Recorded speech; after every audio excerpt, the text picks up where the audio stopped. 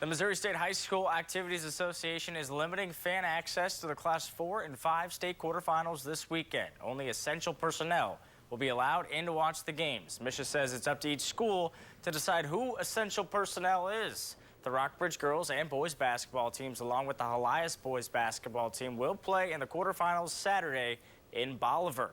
This stance is different from the Class 1 through 3 state championships going on right now in Springfield.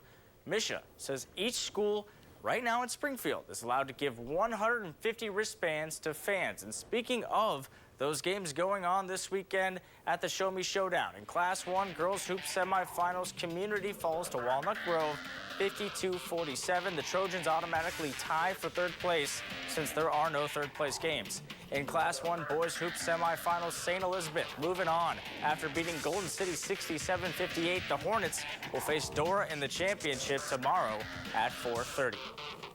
Meanwhile, the NCAA men's and women's basketball tournament has been canceled due to concerns surrounding COVID-19. Earlier today, every conference called off its conference tournament, including the SEC.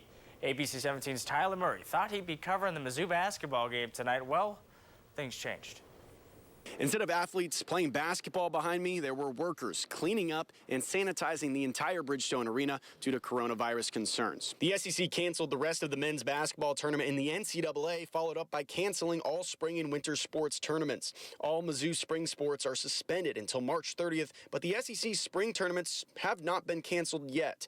SEC Commissioner Greg Sankey says the conference will decide whether or not to play after that date later on. There was no indication yet whether or not seniors will get another year of eligibility due to missing out on part of their final seasons, a topic for later discussion. The situation evolved quickly. But I've not had a situation as difficult and emotional as this one. It was a moment where I had to stop and actually catch myself and recompose myself. It reminded me 9/11 when I was at Washington State, and first people were going to play football games, and then they were canceled, and so it felt like that, where things are out of your control and you really aren't prepared for something like this. You can watch both our full interview with Jim Sturk as well as Greg Sankey up on our website, abc17news.com. But for now, reporting in Nashville, Tyler Murray, ABC 17 Sports.